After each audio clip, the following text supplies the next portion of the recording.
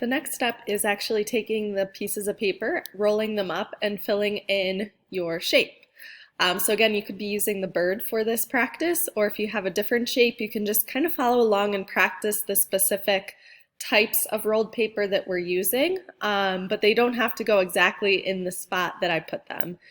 So just make sure that throughout this you're trying out 3 or 4 of the different types of rolled paper. So the circle, the square, and then the teardrop, and there's a few more that we'll look at. But I have a time lapse of putting all of this together that I'll go ahead and play. And then I'll pause it every once in a while just to kind of go through a few things. But the first step is probably the trickiest, with lining up your piece of paper with the little needle, basically. So you're kind of threading this needle. So I'm lining it up here, putting the paper in the middle, and then I'm just using my right hand to roll up the paper while my left finger is just kind of guiding it and keeping it in place. So I'm rolling that all the way up. Now for practice, if you'd like to cut your paper in half so it's not as wide, or if it's filling too much of an area, then you can do that as well. So again, I would recommend maybe starting with cutting a piece of paper in half. Now since this is our foreground, make sure that you're using one of the thicker paper sizes. So the thinner ones will be used for more of the background or the middle ground. That way you have the depth in your piece. So I would use one of the first 3 sizes of the paper. And then if you're making your own at home, just cut maybe less than ½ an inch for the width of this paper, using either your construction paper, or again, you can paint on your paper with different values. But the first shape that we're going to make is this teardrop shape for the wing. So what you do is roll that paper up, and then I kind of let the circle open up just a little bit in my fingers before I stopped it, and then pinch the side. So I'm going to go back and play that one more time here. So again, I have that paper rolled up into the circle. I'm going to set it down on my hand and just let it expand a tiny bit, and then pull it off the middle off to the side and pinch the end. The next part is adding glue. You don't really need much, just the tiniest drop of glue on the end there for it to stick and hold together. So the whole time I did not let go of it, I kept a hand on there. And then with the glue, you'll want to hold it for maybe 10-15 seconds so that it stays in place. And then I'm putting glue on the bottom to place it onto the bird here. So same thing, you'll want to hold this for maybe 15 seconds till it can dry, and then that way it stays on the paper. I'm working on the wing first, which is the darkest part. So the nice thing about posturizing your reference picture is that you're able to see the areas of value change. So you can see areas that are the darkest, areas that are the lightest, and then those medium tones.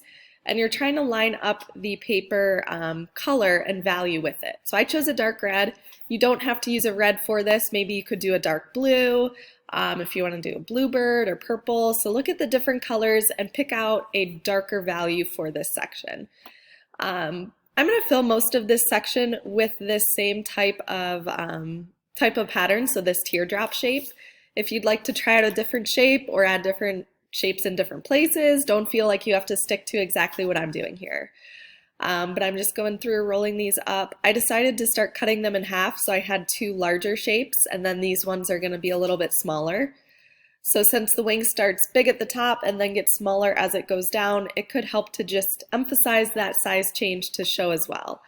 But up to you, if you want to use half size the whole time you can, just depending on how you want to fill this in. So I'm going through and doing more of the teardrop shape. And you'll notice the placement of them. Some of them are upside down, some of them I'm placing one direction.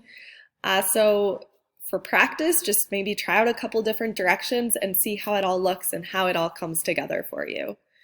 But I'm just continuing to roll these pieces up, let it expand, put a little bit of glue down, and then a little bit on the bottom, and just trying to pack these close together. So that's the trick too, is to not leave too much space in between. So try to get these pieces as close together as possible. That way it all fills together and looks like one piece when you're done. So I'm bringing these in, still using that dark red. I decided at the bottom to make them even smaller to show that space and size change. So I cut it in half one more time. So right now it's about 1/4 of that original strip width. And then I'm just putting a little bit of glue on it and just trying to place things to fit in that bottom part of the tail there.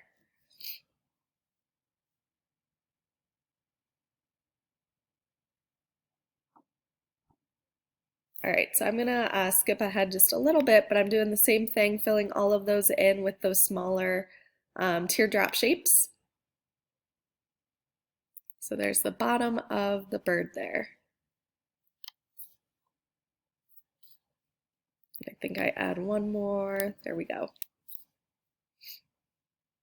All right, so the next section that I'm doing is one of the medium tones. So you have that darkest shadow and then the darker gray. So I decided to go on to orange since orange is going to be just slightly lighter than the dark red.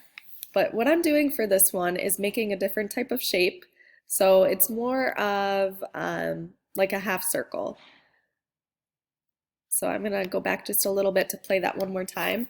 But once you have it rolled up, you're going to basically squeeze on one side and then squeeze on the other to give it that half circle shape. And I am putting the glue down to hold it together and then piecing that so that the bottom curve kind of lines up with the bottom of the bird's stomach there. And then some pieces, as I go towards the bottom, I'm making a little bit smaller, so I'm cutting them in half using smaller pieces so that they'll fit into that width there. And then I'm just filling in all of the gaps. Sometimes if you have a really small gap, it works best to do a really tight rolled circle because those are going to be the smallest and those fit great into those small detailed areas. So I do want you to try this rolled up circle part in one or two areas of your practice, but I'm just doing it in this kind of in between values. So I'm doing just a little bit lighter yellow color here, lighter orange, and just varying the shape. Pinching in different sides is what's going to make them the different shapes to play around with. So you could even try Google searching some different types of shapes to work with.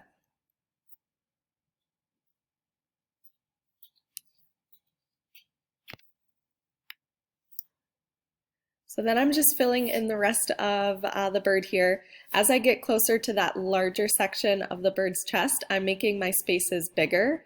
So I pinched on all four corners to make more of this diamond shape or square shape.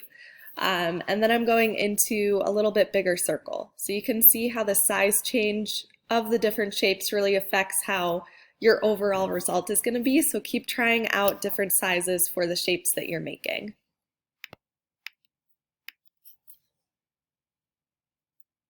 So as I move up, I'm starting to use more of this lighter yellow color, but you'll also notice that for some of these circles, I'm doing two different colors. So for example, this one up by the beak has orange first, so I rolled up orange first, and then on the outside, I'm using a red. So I rolled the red, and I'm gonna pause it for a second, but I rolled the red up on the outside of the one that I already started with. I just put a little bit of glue down first and then wrap that around it. So that could be interesting too to add into your piece. I'm gonna rewind this for a second and talk about the last step, which is putting a border around your object, and this is what's gonna just tie everything together. So this part's kind of tricky, but you're gonna decide on a color that you wanna use. Black works great just to kind of outline things, or maybe using a darker solid color of what you've been using for your project. So I'm using a dark orange, and I'm just putting a little bit, tiny bit of glue along the entire strip. And then I'm taking that strip of paper and wrapping it around the outside. So I'm holding it down for a couple seconds in each area to just try to keep it still. This video is a time lapse, so it's really sped up, but I was holding it for maybe 10 seconds in each part of the bird, so maybe on the top of the head here, holding it for a little bit, just to make sure that that all sticks and is a consistent border around the outside.